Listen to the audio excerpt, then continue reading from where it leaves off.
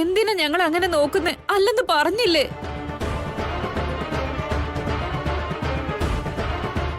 എന്ത് ചെയ്താലും ശിക്ഷ ഞങ്ങൾക്ക് മാത്രമാണല്ലോ. ഇനി ഇതൊന്നും പറഞ്ഞ് മനസ്സിലാക്കാനുള്ള സഹനവും ക്ഷമയൊന്നും ഞങ്ങൾക്കില്ല. അതിന് നമ്മളെ മനസ്സിലാക്കാൻ ഇവർക്ക് താല്പര്യം ഉണ്ടാവണ്ടേ? ആ കുഞ്ഞിനൊന്നും സംഭവിക്കാതിരിക്കാനോ, ആ കുഞ്ഞു കാരണം വീടിനൊന്നും സംഭവിക്കാതിരിക്കാനോ ഇങ്ങനെ ഒരു കഠിന വ്രതം എടുത്ത് ഈ വഴിപാട് കഴിച്ചത്. എന്നിട്ടും പറയുന്നത് കേട്ടില്ലേ, നല്ലതിന് കാലമില്ല അമ്മേ.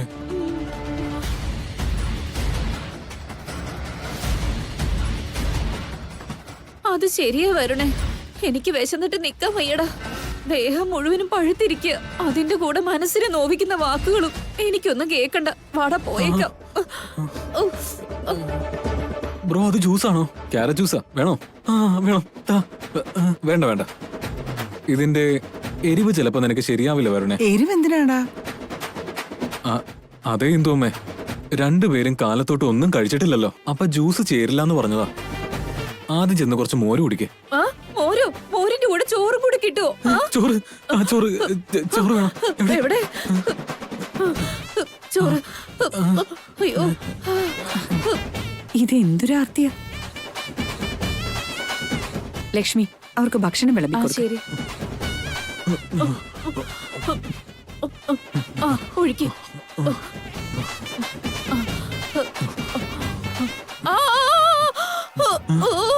അയ്യോ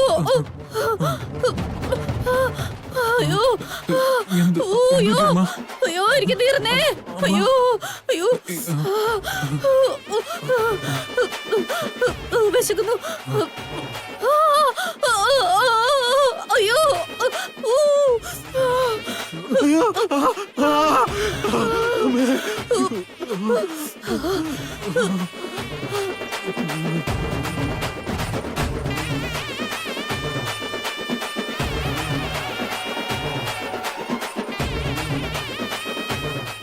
ഇവര് വഴിപാട് കഴിച്ചെന്നോ?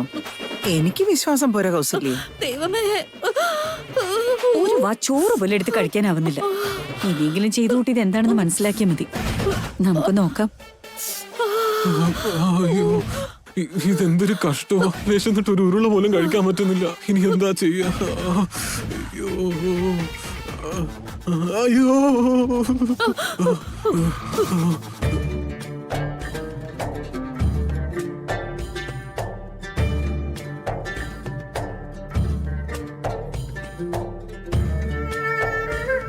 വെള്ളം എവിടെ കൊണ്ട് വെച്ചിരിക്കുന്നാവോ? അന്ന് ജ്യൂസ് ആണെന്നും പറഞ്ഞു ഫെനോയില് കുടിച്ച് ജീവൻ പോകേണ്ട അവസ്ഥയായിരുന്നു. പോട്ടെ, ദാഹിക്കുന്നു പറയാന്ന് വെച്ചാ അജയൻ എന്റെ അടുത്തിരിക്കില്ലല്ലോ. അല്ലെങ്കിലോ അജയൻ എന്ത് കാര്യം? അജയന് കാല് വയ്യാതിരുന്നപ്പോ ഞാൻ ഒരിക്കലും നോക്കിയിട്ടില്ലല്ലോ. ഞാൻ നിന്നെ പോലെ അല്ല ഓർമ്മളെ. നീ എന്നെ അങ്ങ് കളഞ്ഞതുപോലെ ഞാൻ നിന്നെ കളയില്ല. ഇവിടെ തന്നെ ഉണ്ടായിരുന്നോ? ആവശ്യമുള്ള പാളെ കിട്ടാറില്ല. എപ്പോഴെങ്കിലും ഒരു വാക്ക് പറഞ്ഞാ മതി, അപ്പൊ ഷടേ നിങ്ങ എത്തിക്കോളും. അജയ, കുടിക്കാൻ കുറച്ച് വെള്ളം കുപ്പിയിലെടുത്ത് അടുത്ത് വെച്ചിട്ട് പോയിക്കൂടെ?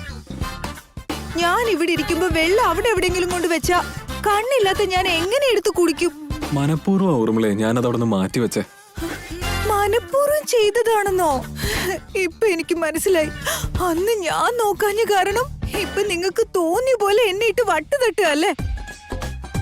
ഒരിറ്റ് വെള്ളം കുടിക്കണമെങ്കിൽ ഇവിടെ എഴുന്നേറ്റ് അവിടെ ചെന്ന് പോകുന്ന വഴി വല്ലോടും ഇടിച്ച് പടക്കോന്ന് താഴോട്ട് വീണ നിങ്ങക്ക് സന്തോഷാവൂല്ലോ. ഞാൻ പറഞ്ഞതല്ലേ ഓർമ്മളെ, ഞാൻ നിന്റെ അത്ര സാഡിസ്റ്റ് ഒന്നും അല്ല. 2 മണിക്കൂർ നിന്റെ വയറ്റിലേക്ക് ഒന്നും ചെല്ലരുതെന്നാ ഡോക്ടർ പറഞ്ഞത്. ഡോക്ടർമാർ എന്തിനാ അങ്ങനെ പറയുന്ന? അങ്ങനെ ചോദിച്ചാ നിനക്ക് കണ്ണിന്റെ കാഴ്ച കിട്ടാൻ ഒരു മരുന്ന് പറഞ്ഞിട്ടുണ്ട്. അത് കഴിക്കുന്നതിന് മുമ്പ് 2 മണിക്കൂർ വയറ്റിൽ ഒന്നും ഉണ്ടാവാൻ പാടില്ലത്രേ. അതെയോ? അതേ ഓർമ്മളെ, ഞാൻ നിന്നെ പ്രേമിച്ച് കല്യാണം കഴിച്ചതല്ലേ. നിനക്ക് എന്നോട് ഒരു തിരി ഇഷ്ടമില്ലെങ്കിലും എനിക്ക് നിന്നോട് എപ്പോഴും സ്നേഹമാ.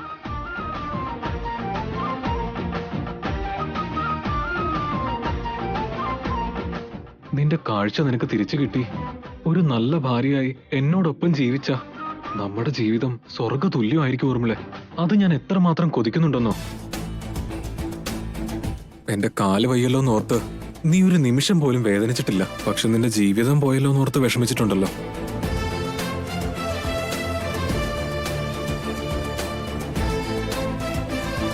അതുപോലെ ഇപ്പൊ നിനക്ക് കാഴ്ചയില്ലെന്ന് കരുതി നീ വിഷമിക്കരുത്. അതിനുവേണ്ടി നിന്റെ കണ്ണിന്റെ കാഴ്ച പോയതിനെ കുറിച്ച് ലോകത്തുള്ള പല ഡോക്ടർമാരെയും കൺസൾട്ട് ചെയ്തിരുന്നു. ഒരു ഡോക്ടർ മാത്രമേ ഹോപ്പ് തന്നിട്ടുള്ളൂ. എന്താ പറഞ്ഞേ? കാഴ്ച തിരിച്ചു കിട്ടുമെന്ന് പറഞ്ഞു. എനിക്ക് കാഴ്ച തിരിച്ചു കിട്ടുവോ? വെറുതെ പറഞ്ഞതല്ല, മരുന്നും പറഞ്ഞു തന്നിട്ടുണ്ട്. അതെയോ? എവിടെ എവിടെ? ഇതാ ഈ ജ്യൂസാ കുടിക്കാൻ പറഞ്ഞേ. ഒരു തുള്ളി കളയാതെ ഒറ്റ വലിക്ക് കുടിച്ചാ നക്ഷത്രം എണ്ണാൻ പറ്റുമത്രേ. അല്ല, അത്രയും ദൂരത്തുള്ള നക്ഷത്രങ്ങളെ പോലും ക്ലിയർ ആയിട്ട് കാണാൻ പറ്റുമെന്ന്. ആദ്യം അടുത്തുള്ളതെങ്കിലും കാണാൻ പറ്റിയാ മതിയായിരുന്നു. എന്നിട്ട് എവിടെ ആ മരുന്ന്? എവിടെ അജയ? ഇങ്ങിതാ ആ മരുന്ന്. തരാം. ഇത് കുടിച്ചു കഴിഞ്ഞ് വിവരം അറിയും മോളെ. കുടിക്കേ. പക്ഷേ എന്താ പക്ഷേ? ഈ ജ്യൂസിന് കുറച്ച് എരിവുണ്ടായിരിക്കും, മുളക് ജ്യൂസ് പോലെ. കണ്ണ് തിരിച്ചു കിട്ടുമെങ്കിൽ കാളകൂടെ വിഷം പോലും ഞാൻ കുടിച്ചോളാം. അപ്പോഴാണോ ഈ എരിവ്? എത്ര എരിവുണ്ടെങ്കിലും ഞാൻ കുടിച്ചോളാം. ഇങ്ങിതാ അജയ. ഞാൻ തന്നെ കുടിപ്പിക്കാം. പിന്നെ താഴെ വീണ് ഒരു തുള്ളി പോയാ പോലും കാഴ്ച തിരിച്ചു കിട്ടില്ല. മതി അജയ. അജയൻ സ്നേഹത്തെ കുറിച്ച് പറഞ്ഞപ്പോ എനിക്കൊന്നും തോന്നിയിട്ടില്ല. ഇപ്പൊ കണ്ണില്ലാതിരുന്നിട്ടും എന്നെ സ്നേഹിക്കുന്ന നിങ്ങളെ എനിക്ക് എന്റെ ഉള്ളു കൊണ്ട് കാണാൻ പറ്റുന്നുണ്ട്. കാണും.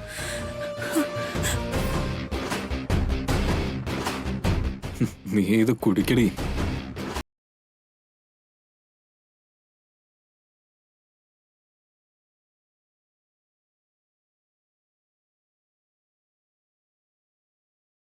കുപ്പിയോ കണ്ണിന്റെ കാഴ്ച തിരിച്ചിട്ടില്ല കേട്ടോ.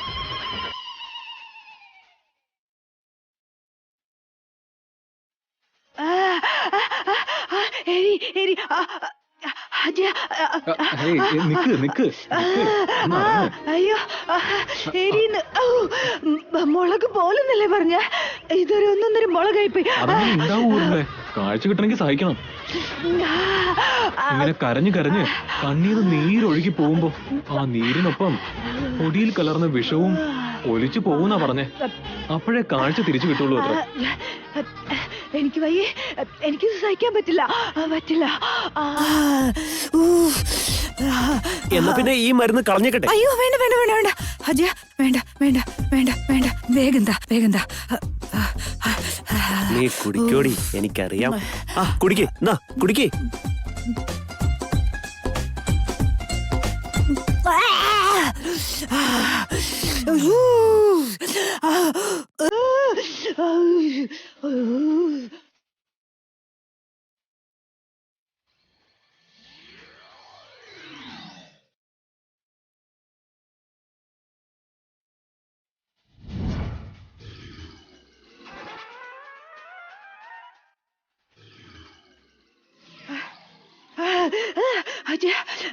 അജയ.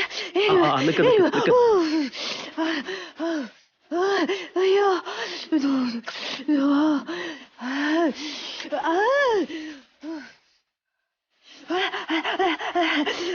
എനിക്ക് സഹിക്കാൻ പറ്റുന്നില്ല.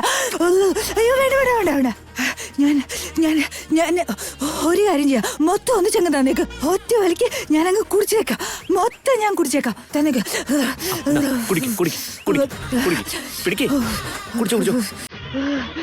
ഓം നമഃ ശിവായ. ഓം.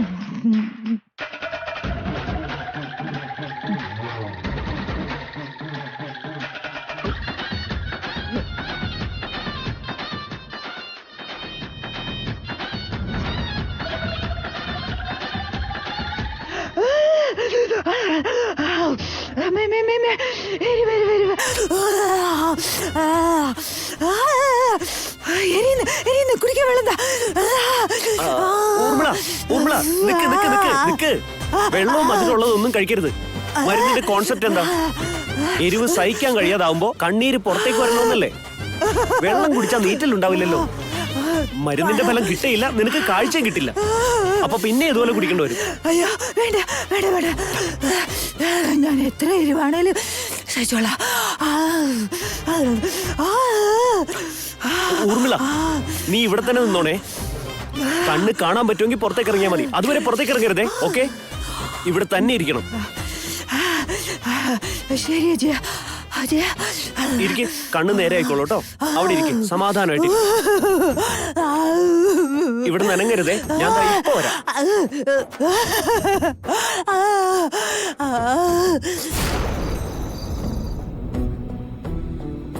എന്തിനു വേണ്ടി നീ ഇങ്ങനെ വ്രതം എടുക്കുന്നേ? വേണ്ടാത്ത കാര്യങ്ങളൊക്കെ ഇരുന്ന് ചിന്തിച്ചു കൂട്ടിയിട്ട് മനസ്സിനെ ആകെ സങ്കോചപ്പെടുത്തി നടക്കുക. അനാവശ്യമായ കാര്യങ്ങൾക്ക് വേണ്ടി സ്വന്തം മനസ്സും ശരീരവും തളർത്തിയിട്ട് ഇങ്ങനെയൊക്കെ ചെയ്യേണ്ട ആവശ്യമുണ്ടോ? ആദ്യം മനസ്സിന്റെ ആ ചിന്ത മാറ്റി. ഇപ്പൊ നീ എന്ത് തന്നെ വിചാരിച്ചാലും ഞാൻ നീ പറയുന്ന അനുസരിക്കാൻ പോകുന്നില്ല. ഞാൻ ദേവേട്ടനെ സംശയിച്ചിട്ടില്ല. സാഹചര്യങ്ങൾ എന്നെ കൊണ്ട് സത്യം പറയിപ്പിക്കുന്നില്ല. ഇതെങ്ങനെ ദേവേട്ടനെ പറഞ്ഞു മനസ്സിലാക്കുമെന്ന് അറിയില്ല. അമ്മേ, കുഞ്ഞുവാവേ, എന്റെ വിഷമം നിനക്ക് മനസ്സിലായല്ലേ? അതുകൊണ്ടല്ലേ നീ എന്നോട് സംസാരിച്ചേ? കുഞ്ഞുവാവേ, എനിക്ക് നിന്റെ അച്ഛനെ സംശയമാണത്രേ. നിന്റെ അച്ഛന്റെ വായിന്നത് കേട്ടപ്പോ എനിക്ക് എത്രമാത്രം വിഷമായിന്നറിയോ? ദേവേട്ടനെ എനിക്ക് സംശയിക്കാനാവോ മോളെ? പിന്നെ എന്തിനാ നിന്റെ അച്ഛൻ എന്നോട് അങ്ങനെ ഒരു വാക്ക് പറഞ്ഞ്? അതെന്താ അമ്മ അങ്ങനെ ചോദിച്ചേ? അമ്മയുടെ പേടി തന്നെ അച്ഛനെ അമ്മയിൽ നിന്ന് അകറ്റുന്നത്. നീ എന്താ മോളെ പറയുന്നേ? അതെ അമ്മേ, എന്തോ അപകടം സംഭവിക്കൂന്നുള്ള അമ്മയുടെ പേടിയാ അച്ഛനെ അമ്മയിൽ നിന്ന് അകറ്റുന്നത്. അമ്മ സൂക്ഷിച്ചോ? ഇല്ല മോളെ, ഒരിക്കലും അങ്ങനെയൊന്നും ഉണ്ടാവാൻ പാടില്ല. എന്റെ ദേവേട്ടൻ എന്നിൽ നിന്നും അകലരുത്. വൈദേഹി, ഇത് കഴിക്കേ. ഞാനെടുത്ത് കഴിച്ചുള്ളായിരുന്നല്ലോ ദേവേട്ട.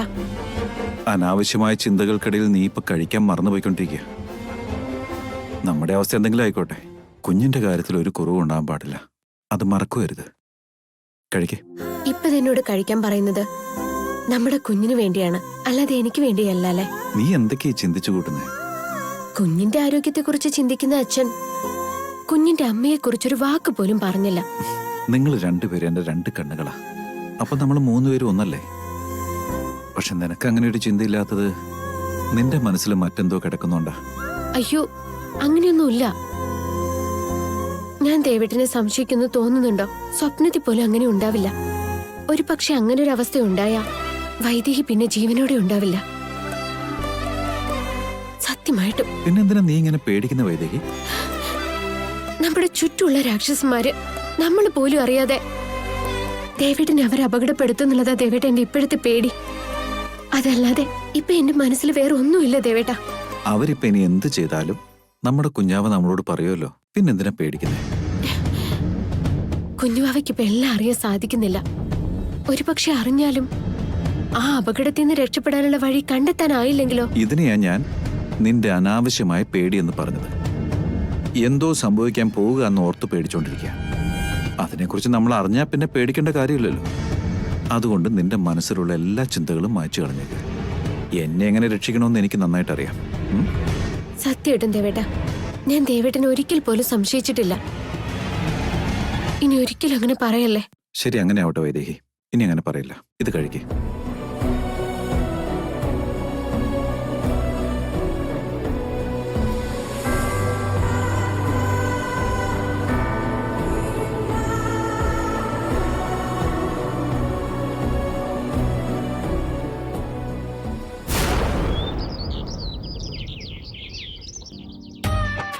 അയ്യോ, ഈ ചതവും മുറിവും ഒക്കെ എപ്പോഴാണോ ഒന്ന് മാറിക്കിട്ട്? എടാ വരണേ, നിനക്ക് എങ്ങനെയുണ്ടടാ? അമ്മയ്ക്ക് കുറയാത്തപ്പോ എനിക്ക് എങ്ങനെ കുറയാനാ? എവിടെയെങ്കിലും ഒരിടത്താണ് മുറിവെങ്കിൽ വല്ല മരുന്നും തേക്കായിരുന്നു. ശരീരത്തില് ഒരു ഇഞ്ച് പോലും ബാക്കിയില്ലാതെ മൊത്തം ചതവും മുറിവാ. വൈദേഹിക്ക് ഇതിനുള്ള തിരിച്ചടി കൊടുത്താലേ ഈ അടിയുടെ വിഷമം മാറിക്കിട്ടു. ശരിയാ, അടിമേലടി കൊടുത്തുകൊണ്ടിരിക്കണം. എന്നാലേ മനസ്സമാധാനം ഉണ്ടാവും. ചെറിയമ്മേ, വരുണേ. അയ്യോ, ഊർമിളെ, ചെറിയമ്മേ, ഊർമിളെ, വരുണേ. ഊർമിള, നീ എന്തിനാ ഇങ്ങോട്ട് വന്നേ? ഇവിടുന്ന് താഴോട്ട് വീണ എല്ലാം തീർന്നേനെ. ഇങ്ങോട്ട് വാ. ഓ, അയ്യോ, ഇവിടെ ഇരിക്കി. നീ എന്തിനാ ഇപ്പൊ ഇങ്ങോട്ട് വന്ന ഊർമിളെ? മുറി തന്നെ ഇരുന്നാ പോരായിരുന്നു? ഞങ്ങൾ അങ്ങോട്ട് വരുമായിരുന്നല്ലോ. കുറെ നേരമായിട്ട് നിങ്ങൾ ആരെയും കാണാഞ്ഞപ്പോ സ്ഥലം കാലിയാക്കിയോന്ന് അറിയാൻ വേണ്ടി വന്നതാ. എന്താ നിങ്ങൾക്കൊക്കെ പറ്റിയേ? ഞങ്ങളുടെ കാര്യം എന്ത് പറയാനാ? കൈയും പൊള്ളി, ദേഹം മൊത്തം ചതഞ്ഞരഞ്ഞു. നേരം വെളുത്തപ്പോ തുടങ്ങിയുള്ള നരകവേദനയാ. എന്നിട്ട് നീ ഇപ്പൊ ചോദിക്കുന്നോ? കൈ പൊള്ളിയത് എങ്ങനെയാ വരണേ? ദേഹം മൊത്തം ചതഞ്ഞെന്ന് പറഞ്ഞ് എന്താ നിങ്ങക്ക് പറ്റിയ? എന്താന്ന് ചോദിച്ചാ ഞങ്ങൾ എന്ത് പറയാനാ? നിന്റെ കാഴ്ച പോയത് ഭാഗ്യായെന്ന് കൂട്ടിക്കും. സന്തോഷായിട്ട് വീട്ടിലിരിക്കാലോ. അല്ലായിരുന്നെങ്കി ഞങ്ങളുടെ കൂടെ കൂടി ദേഹം മുഴുവനും വരയും കീറലുമായിട്ട് അതെ പെടയായിരുന്നു. ഊർമിളെ, 1 2 ഒന്നും അല്ല, 1000 ചാട്ടവാറടി. ആ, നോക്കിക്കേ, കൈവെള്ള വരെ പൊള്ളി, എല്ല് വരെ പുറത്ത് കാണാൻ തുടങ്ങി.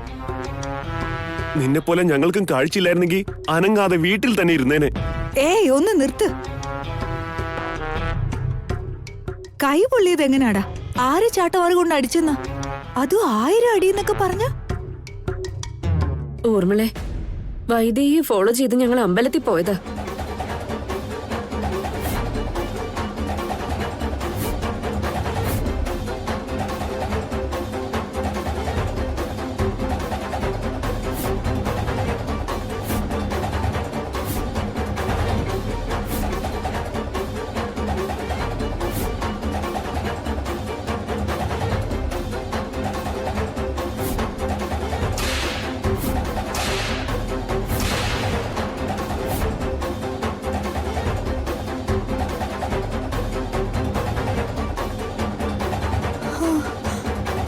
ഞങ്ങൾ ഇനി ഒന്നിനും കൊള്ളില്ല. 1000 ചാട്ടവാറടി കൊണ്ട വൈദേഹിയുടെ കുഞ്ഞ് ചത്തുപോകുമെന്ന് കരുതി ഒടുവിൽ അത് ഞങ്ങളുടെ നേരെ തിരിയുന്ന ആരറിഞ്ഞു?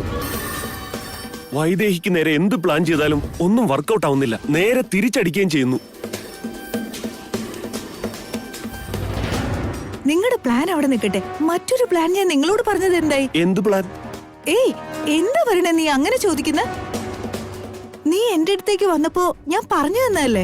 കാലത്തൊട്ട് അമ്പലത്തിൽ കിടന്ന് പിടയുമ്പോ നിന്റെ അടുത്തേക്ക് ആര് വന്നു എന്നാ നിനക്ക് ചിലപ്പോ തോന്നിയതാവും.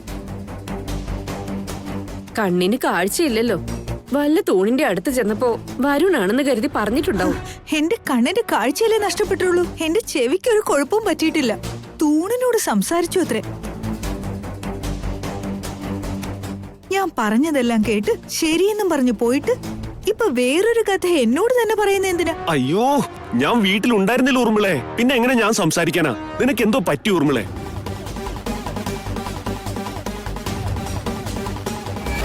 സമയത്ത് ഫ്രൂട്ട് ജ്യൂസ് കുടിക്കാറില്ലേ? ആ പ്ലേസില് പച്ചമുളക് അരച്ച് ജ്യൂസ് ആക്കി കൊടുത്താലോന്ന്. എന്റെ കണ്ണ് നീറിയതുപോലെ അവളുടെ വയറ്റിൽ കിടക്കുന്ന കുഞ്ഞിനെ നീറണം. നിന്റെ കണ്ണിന്റെ കാഴ്ച പോയതിനെ കുറിച്ച് ലോകത്തുള്ള പല ഡോക്ടർമാരെയും കൺസൾട്ട് ചെയ്തിരുന്നു. ഒരു ഡോക്ടർ മാത്രമേ ഹോപ്പ് വന്നിട്ടുള്ളൂ. എന്താ പറഞ്ഞേ? കാഴ്ച തിരിച്ചു കിട്ടുമെന്ന് പറഞ്ഞു. വെറുതെ പറഞ്ഞതല്ല, മരുന്നും പറഞ്ഞു തന്നിട്ടുണ്ട്.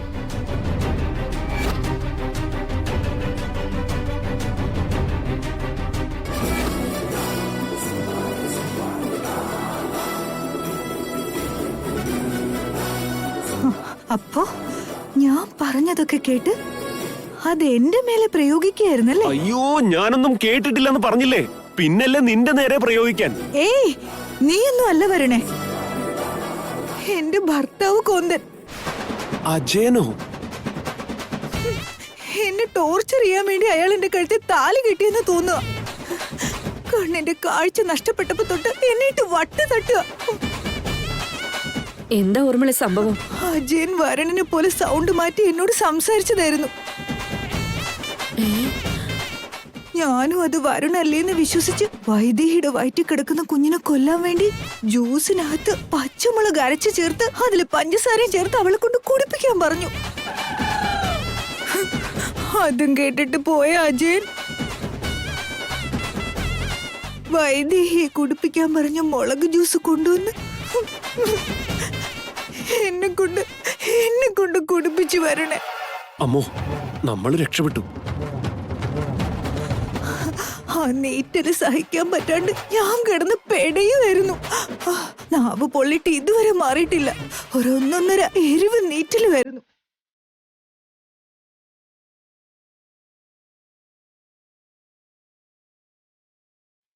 നീ സേഫ് ആണെന്നാ ഞങ്ങള് വിചാരിച്ചേ. ഞങ്ങളെക്കാളും കഷ്ടമായി പോയല്ലോ നിന്റെ കാര്യം. കാഴ്ച തിരിച്ചു കിട്ടുമെന്നുള്ള കൊതിക്ക് ഒരു തുള്ളി പോലും കളയാതെ മൊത്തം ഞാൻ കുടിച്ചു. അവിടെ നിങ്ങൾക്ക് വൈദേഹി ഇവിടെ എന്റെ ഭർത്താവും പണി തന്നു. അത് ഓർക്കുമ്പോ തന്നെ പേടിയാവുക. നീറ്റില് മാറാൻ 3 ചെമ്പ് വെള്ളം കുടിച്ച്. എത്ര നാണെന്ന് വെച്ചാ എങ്ങനെ ഓർമ്മളെ? വൈദ്യ നമുക്കൊന്നും ചെയ്യാൻ പറ്റുന്നില്ലല്ലോ. പറ്റില്ല എന്നും പറഞ്ഞ് പരാജയം സമ്മതിച്ച പിന്നെ ഒന്നും നടക്കില്ല. എന്തായാലും നമ്മൾ നനഞ്ഞ് ഇറങ്ങിക്കഴിഞ്ഞു. ഇനി നമുക്ക് കുളിച്ചിട്ട് കയറാം. പിന്മാറുന്ന പ്രശ്നമില്ല. നമ്മള് വിചാരിച്ച പോലെ കാര്യം നടത്തുകയും വേണം. നമുക്കിട്ട് തന്ന പണിക്ക് അവളോടുള്ള പ്രതികാരം ചെയ്യുകയും വേണം. വിടില്ല ഞാൻ അവളെ.